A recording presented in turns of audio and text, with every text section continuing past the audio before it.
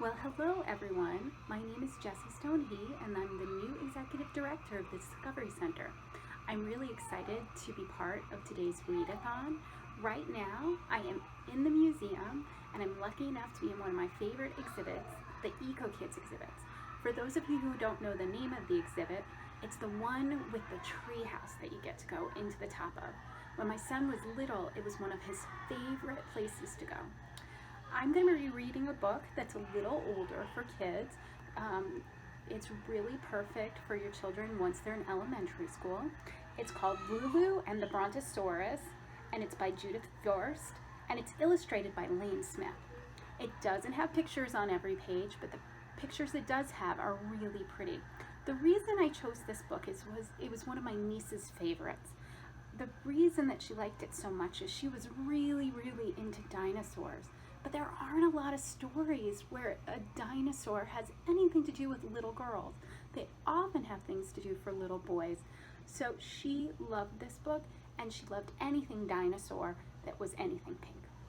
So I hope if you haven't read this book before, you'll enjoy hearing it today.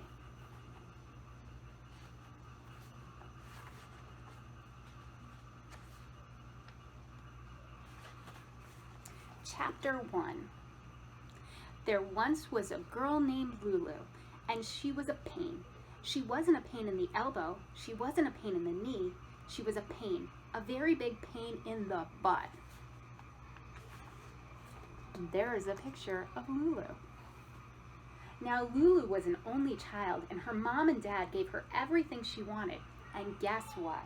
Lulu wanted everything.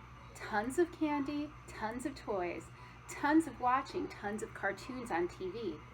And if her mom and her dad ever said, and they hardly ever said it, "Sorry, darling, we think you've had enough," Lulu would screech till the light bulbs burst and throw herself down on the floor, and then she would kick her heels and wave her arms. And pretty soon her mom and dad would say, "Well, just this once," and let her have whatever it was she wanted. Now that's a very pouty little girl, if you can all see her. Chapter 2. 2 weeks before Lulu's birthday, she announced to her mom and dad that she wanted a Brontosaurus for her birthday present. What did she say? What? A Brontosaurus? Yes, she wanted a Brontosaurus for a pet. At first, Lulu's mom and dad just thought she was making a little joke. And then they saw, oh horrors, that she was serious. They patiently explained that a Brontosaurus is quite enormous, and it lives in forests, not in people's houses. And there's a picture of the Brontosaurus. Is that where a Brontosaurus would live, in a forest? I'm sure that I'm not absolutely sure, but since I'm the person writing this story, I'm putting this Brontosaurus in a forest, along with a lot of other wild beasts that I'm absolutely sure did not live on Earth when dinosaurs were there. That's a note from the author. Anyway, Lulu's mom and her dad continued explaining to her that although a Brontosaurus is into eating plants, not animals, including human animals like Lulu, and although it is cute, in a long neck, pin-headed way, it is much too huge and too wild to be a good pet. A dog, a cat, a goldfish, a bird, a gerbil, a guinea pig. Yes, those are good pets. But a Brontosaurus? Definitely no. Chapter 3. No? Her mom and dad were telling Lulu no? Lulu wasn't used to hearing that. And she really hated hearing that. To show how much she hated it, she screeched and screeched and screeched till all the light bulbs in the living room burst. "I want a Brontosaurus for a birthday present," she said in between screeches. "I want a Brontosaurus for a pet." These are her parents. And that's Lulu having her fit. Well, maybe we could get you a nice pet rabbit, said her mom. Or even, said her dad, a nice pet rat. No, screeched Lulu. I want a brontosaurus for a pet. Then she threw herself down on the floor and kicked her heels and waved her arms and screeched some more. Have you ever done that? Chapter 4. 4 days, 8 days, 10 days, 12 days passed. Lulu kept saying, I want a brontosaurus. Her mom and her dad just kept saying and saying no. Lulu kept screeching and throwing herself on the floor and kicking her heels and waving her arms. Lulu's mom and her dad kept saying no. Until finally, on the 13th day, the day before Lulu's birthday, right after lunch, Lulu said to her mom and dad, okay then, foo on you. She had terrible manners. If you aren't going to get me a brontosaurus, I'm going out and getting one for myself. Lulu packed a small suitcase, said goodbye to her mom and dad, and walked out the door. And they let her go. Partly because they thought she'd change her mind and come running back in 2 minutes, and partly because it was nice to not have her screeching and kicking and waving and being a pain. Let's have a cup of tea and a couple of cookies, Lulu's mom said to her dad. Excellent idea, her dad replied. So they went into the kitchen and started munching on some cookies and sipping tea. And pretty soon, they had forgotten about Lulu.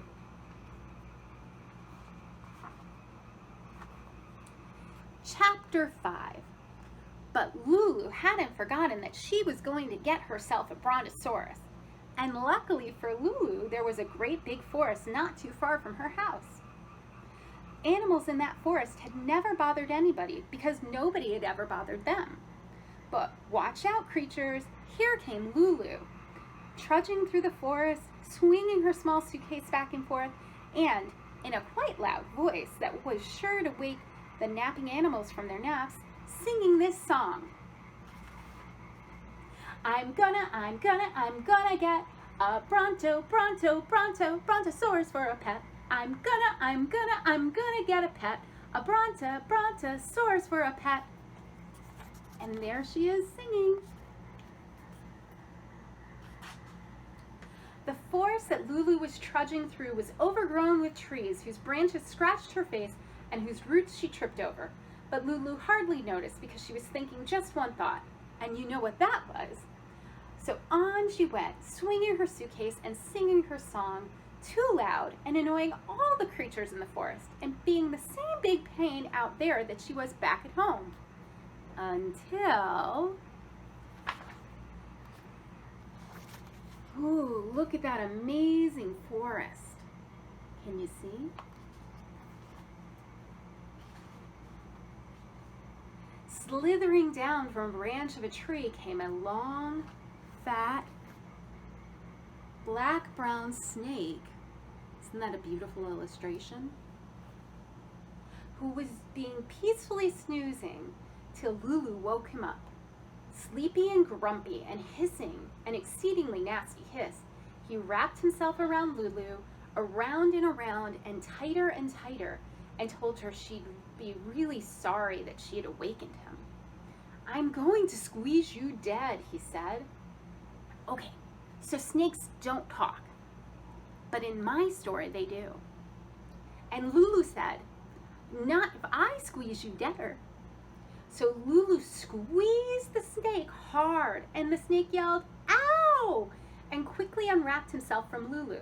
And Lulu, wiping some snake sweat from her palms of her snake-squeezing hands, went on trudging deep into the forest. Chapter 6. I'm gonna get a brontosaurus for a pet. I'm gonna get a pet, a brontosaurus for a pet. Singing her brontosaurus song in a louder and louder voice, Lulu was waking up nappers all over the forest. Some were annoyed. Some were extremely annoyed. Among the extremely annoyed was a silky, slinky lady tiger who yawned and stretched and rubbed her bright green eyes, and then, with a ferocious roar, sprung out from behind some trees and pounced on Lulu. Can you see the picture?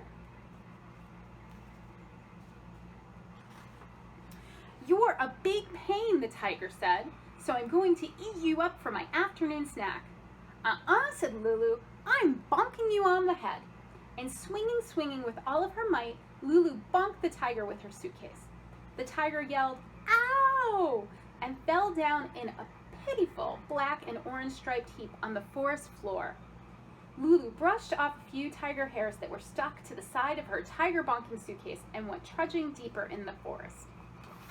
There's the picture of Lulu bonking the tiger on the head. Chapter 7. As the afternoon turned into late afternoon and then into early evening, Lulu trudged even deeper into the forest.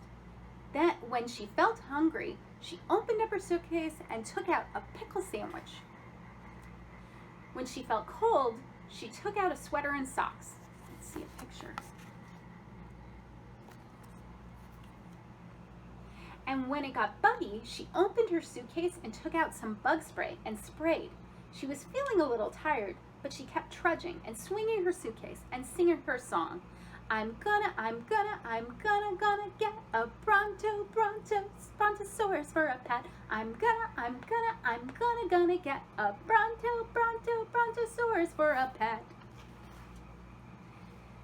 Now, a big black bear who liked listening to the music that insects made in the early evening couldn't hear their song because Lulu was louder. Plus, a lot of insects were deader because Lulu kept on spraying them with her spray. This made him mad. Then madder than that. He growled a thunderous growl, and then he lumbered heavily down the forest path and stood on his two hind legs in front of Lulu. That's a big bear. Waving a big clawy paw in her face, he said, "You're interrupting my favorite program." "Please don't give me an argument. In my story, bears are allowed to have favorite programs. So I'm going to scratch you to pieces with my claws."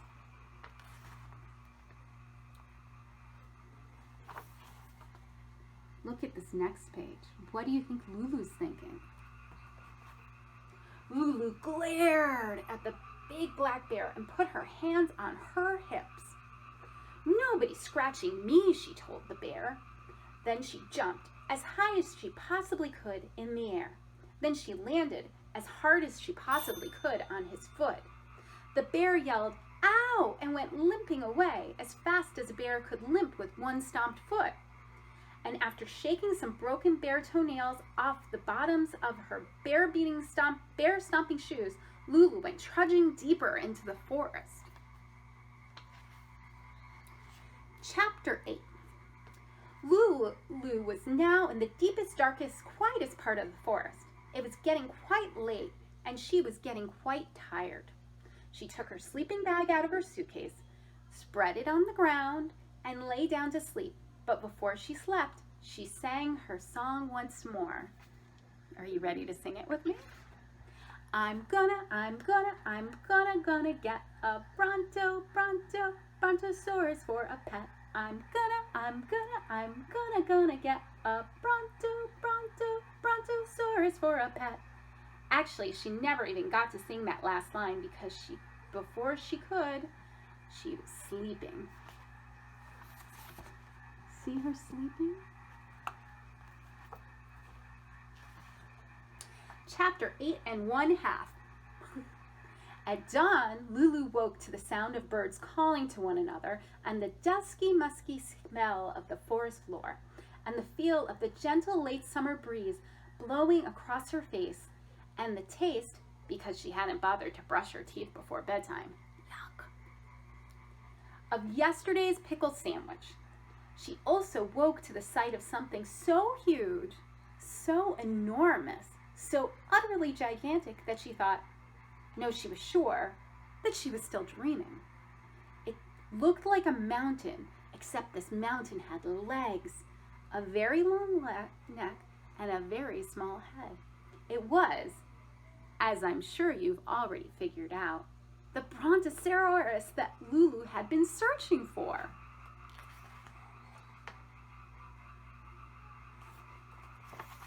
Can you see? Those are the legs. Look how big that is. That's Lulu. Chapter 9. Lulu closed, then opened, then closed, then opened her eyes again and decided she wasn't dreaming after all. She quickly climbed out of her sleeping bag and announced to the Brontosaurus, "It's my birthday today, and just in time, I found you." "No, I've found you," the Brontosaurus told Lulu, "and I'd like to wish you a very happy birthday."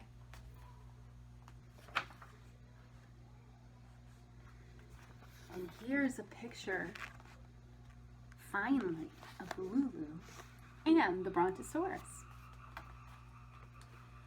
"Oh, it will be very happy," Lulu said to the Brontosaurus, "because you," she patted his ankle because his ankle was as high as she could reach, "you are the pet I'm getting for my birthday."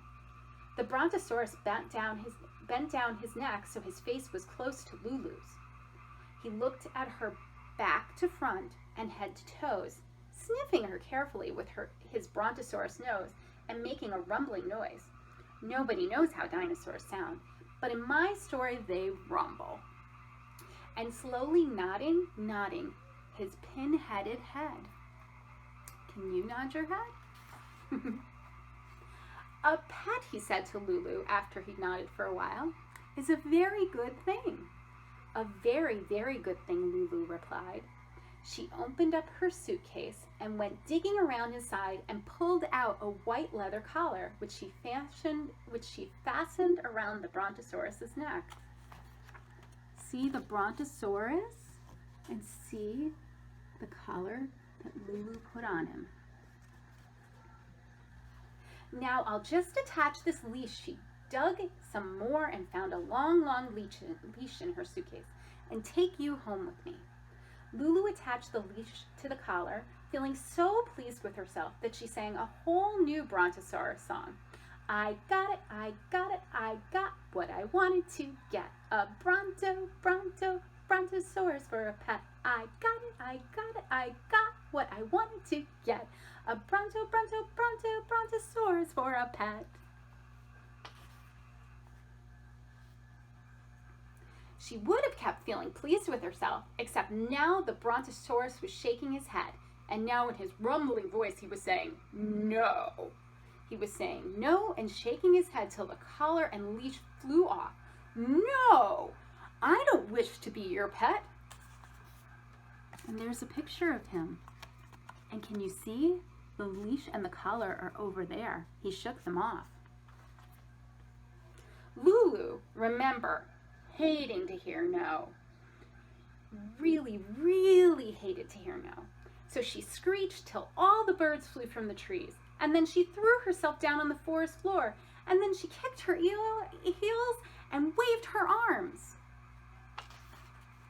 The Brontosaurus waited patiently without saying one more word until she had stopped with screeching and kicking and waving. "Finished now?" he politely asked. "Maybe I am," Lulu said, "and maybe I'm not. It all depends." And here she took a finger right in the Brontosaurus' face. She shook a finger right in the Brontosaurus's face. This girl was a pain, but she wasn't a scaredy cat. "It all depends on whether you stop saying no and start saying yes to being my pet." The Brontosaurus shook his head. No, some more. Lulu thought about screeching and so forth some more. But instead she said in a very snippy voice, "Now listen here. You were the one who said to me just a minute ago, and I quote, 'A pet is a very good thing.'" "That's what I said," the Brontosaurus admitted.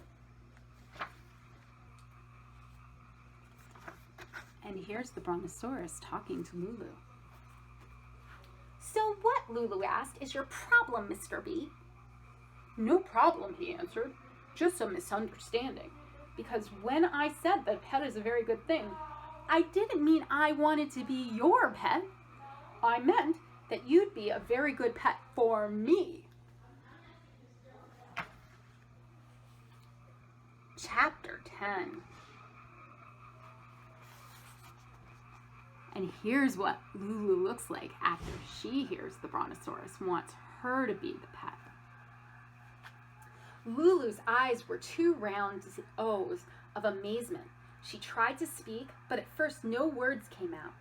Then finally she was able to say, in a squeaky, amazed kind of voice, "I don't think I heard what I just think I heard, Mr. B." "You did indeed," said the Brontosaurus. "Well, if I did," Lulu's voice was back to being its old bossy self. "Well, if I did, I've got some news for you. A person has a pet. An animal is a pet. A person can't be an animal's pet ever. And I have some news for you," the Brontosaurus said to Lulu, except he spoke more politely than Lulu had done. "You're about to be the first person ever to be an animal's pet. Congratulations, and once again, happy birthday." He reached out a hand, or whatever you would call it, and gently scooped Lulu off the forest floor. Then he plunked her gently down where his back met his neck. "Hold on tight, little pet," he said to Lulu. "I'll pull off some leaves from the top of the trees for your breakfast, and then I'm taking you home to live with me."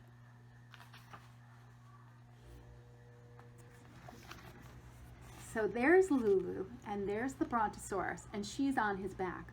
Do you think she looks happy? "No!" Lulu yelled. "No, no, no! A billion zillion no's!" "Yes, yes, yes," the Brontosaurus replied. "I'll feed you and pat you and play with you and treat you very nicely. And all I'll expect from you is to sit and roll over and fetch a ball and do cute tricks."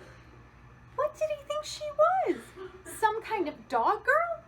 I really don't know. I can't read a dinosaurus's mind.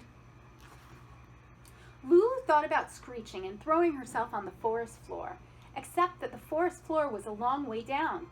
She thought about squeezing the dinosaur dead, except that she needed both hands to hang on to his neck. She thought about swinging her suitcase and bonking him on the head, except that she'd left her suitcase under a tree. And she couldn't stomp on his foot because his feet were far too far from his back, where he plunked her. Then Lulu started to think that the only thing farther from where the Brontosaurus had plunked her was her home where her mom and her dad were waiting, her very own home, where no one, not even when she was being a pain, which was most of the time, had ever expected her to sit and roll over and fetch and do cute tricks. "I want to go home to my house," Lulu told the Brontosaurus, then added in a lot less bossier voice, "Please let me go back to my house, Mr. B."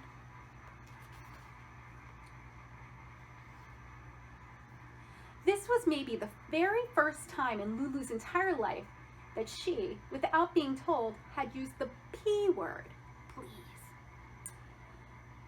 And yet the Brontosaurus shook his head no. "Once you get used to it," he told Lulu, "I truly believe you'll like being a pet." And there's a picture of Lulu with a stick in her mouth, like a dog. Lulu imagined being a pet in the house of this Brontosaurus and never seeing her mom and dad again. She imagined eating leaves and doing cute tricks. And she said to herself that if only she could turn today into yesterday, she wouldn't go looking for dinosaurs in the forest, and she wouldn't say, "Foo on you," to her mom and dad. She was feeling especially sorry that she had ever said, "Foo on you," to her mom and dad. Chapter 11. The Brontosaurus pulled leaves off the trees and was offering them to Lulu. She grabbed them and threw them angrily away. "A simple no thank you will do," the Brontosaurus said to Lulu. "And I really liked that please you used before.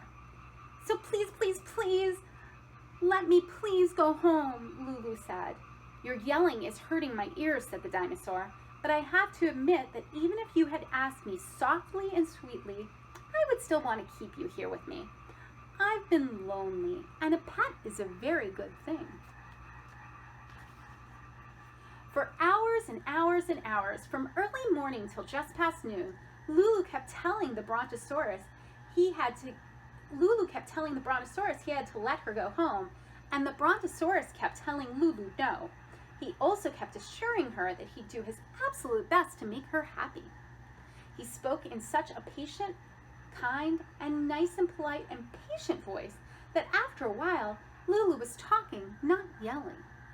And after a while, she was talking softly and sweetly. And pretty soon after that, she started to cry. Do you see? See Lulu? Can you see her tears on top of the Brontosaurus?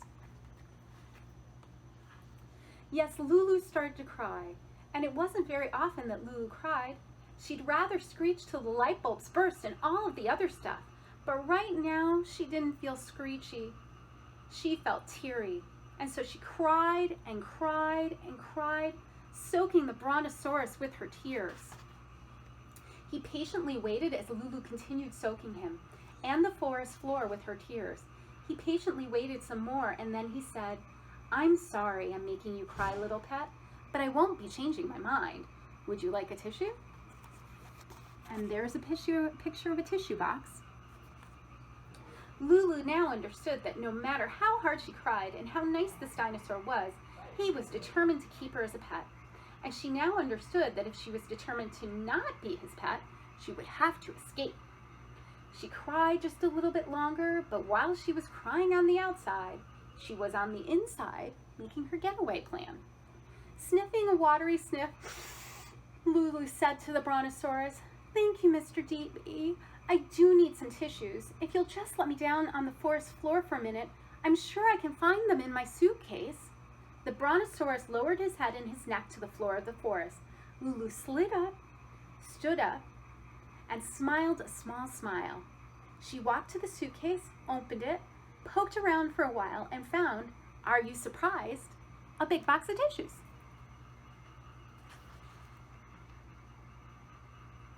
But instead of taking the tissues out, she put her sleeping bag in, snapped her suitcase shut, and started running. The Brontosaurus stood stiff and still, as if he'd been glued to the ground, and then he started running after Lulu. Can you see him moving through the forest? He's like a shadow.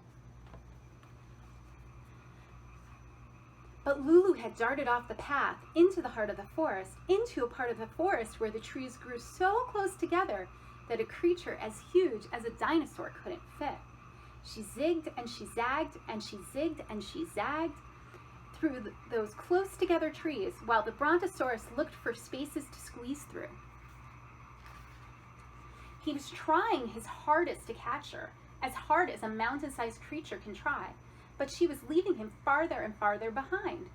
"Come back, little pet, come back," Lulu could hear him calling, first loudly, then softer. "Come back, little pet, I know you'll be happy with me."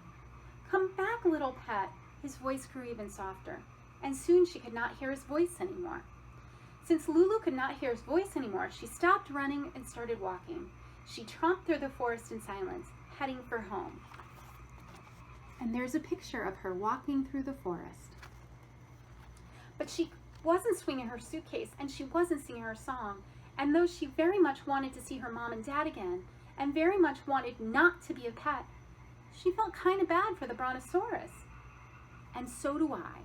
Because even though I'm the person writing the story, I don't like leaving him all alone, sadly calling, "Come back, little pet, come back, little pet." Chapter 12. But then, after maybe an hour, Lulu suddenly heard a different voice, a not so friendly voice saying, "Hold it right there." And standing up on his two hind legs and blocking her path through the forest stood the black bear she had stomped on yesterday. And do you see the black bear? "You hold it right there," said Lulu, "and please," there was the P word again, Don't keep shaking your clawy paws at me. If I have to stomp you, I'll stomp you, but I'd really rather not stomp you. I'd rather," she opened her suitcase and took out a jar of golden honey, "give you this if you'll please get out of my way." What's going on with Lulu? She'd rather not stomp him? The bear took the jar of honey, opened the top, dipped in his paw, and slurpily licked it, mumbling something that sort of sounded like, "Thank you." Dipping and licking and slurping, he hurried out of Lulu's path, and she continued tromping through the forest. Until another familiar, not too friendly voice said, "This time, I'm eating you before you bonked me." Who do you think that is? Is that the tiger? And there was a tiger, the slinky tiger of yesterday, ready to pounce on her. "Forget the eating and bonking," said Lulu, "and try on this beautiful scarf." She pulled a long, floaty, bright green scarf from her suitcase. "It matches your eyes, and I'll give it to you if you'll please get out of my way."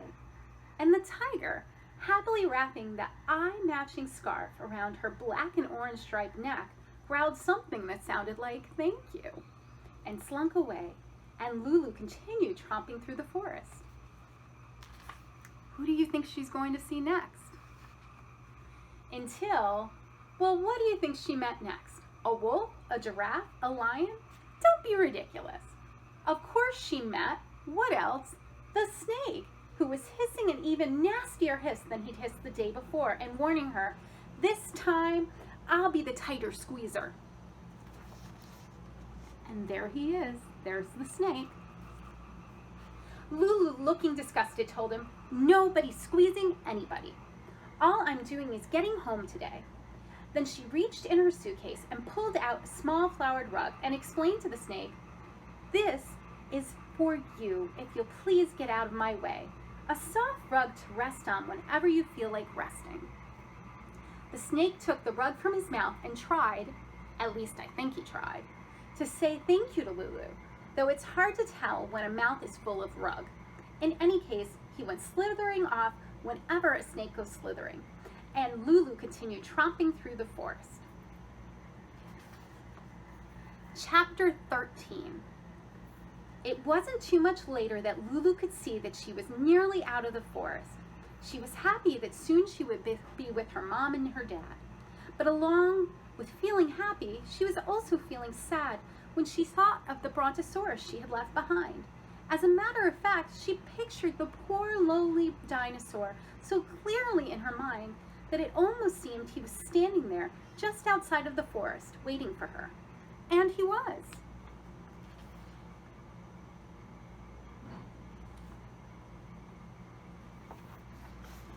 Can you see? There's Lulu, and there's the Brontosaurus. Was Lulu shocked? You bet. What, she asked. "What are you doing here, Mr. B?" "I found a shortcut," the Brontosaurus replied. Lulu smiled a soft, sweet smile, then she shook her head and sighed. And then she said, and even though I'm the person writing the story, I truly don't know why she's saying it in rhyme, "Please try to understand, Mr. B, that I cannot be your pet, even though you're the nicest Brontosaurus I've ever met. And if you take me away with you, I'll keep on running back home every chance that I get."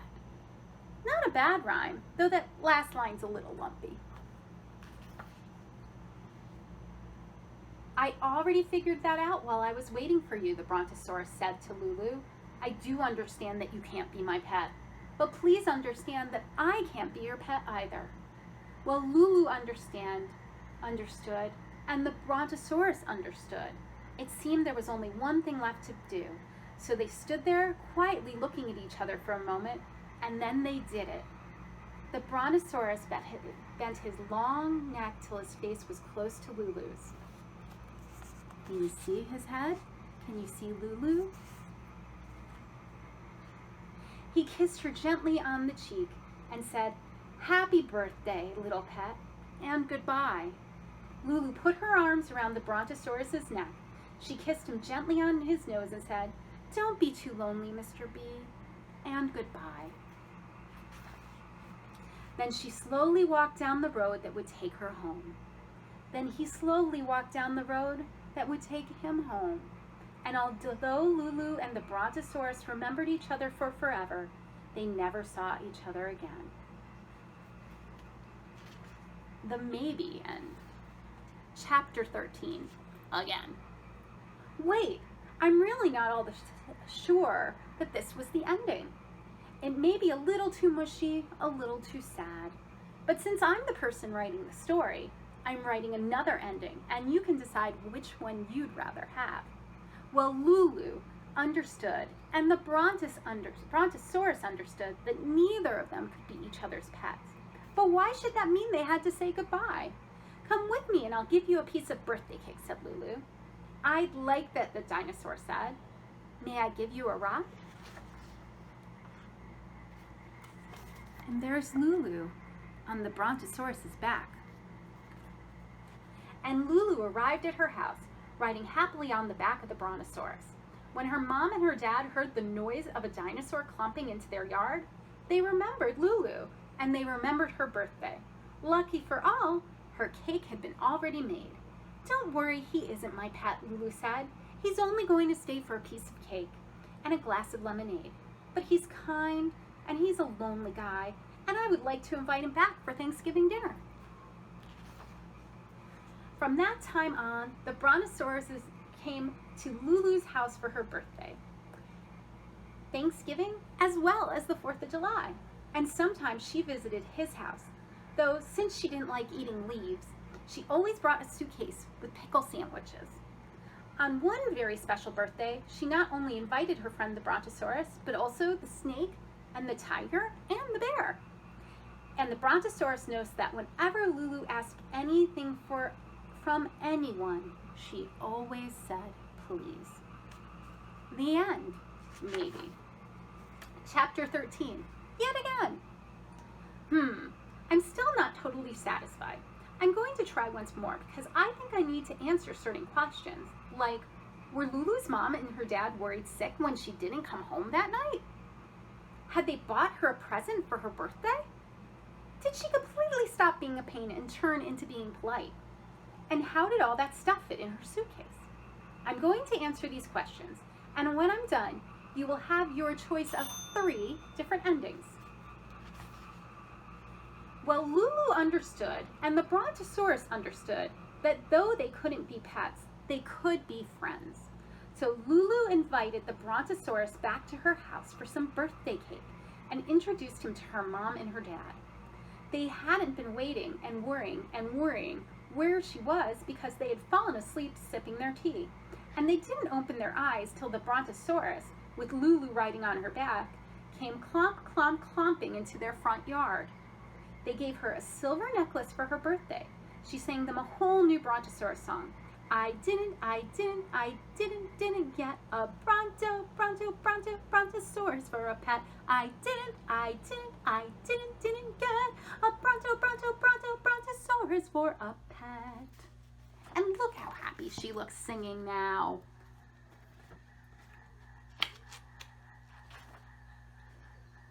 It sure looks like you've brought one home, Lulu's mom said to Lulu. And we still say no, you can't have one, said her dad. And both of them waited for Lulu to throw herself down on the floor and kick her heels and wave her arms in the air. Except she didn't. What happened to the screeching? Asked her quite astonished mom. And her dad asked, what about throwing yourself on the floor? Lulu replied, very dignified, I'm 1 year older today, and I'm not doing that kid stuff anymore. And she says a very nice please, said the Brontosaurus. And look how happy Lulu looks now. After the cake and the lemonade, the dinosaur said goodbye, but he would return for many holiday visits. Sometimes the snake and the tiger and the bear came too. Although she kept getting older, Lulu never turned into perfect. She still, though less and less often, sometimes screeched and forgot to say please. Though she never again in her life said, boo on you. But she mainly wasn't a pain, and the Brontosaurus was mainly not lonely anymore. As for all the stuff that fit into Lulu's suitcase, I'm sorry to say I don't have a clue. I am, after all, just the person who's writing the story.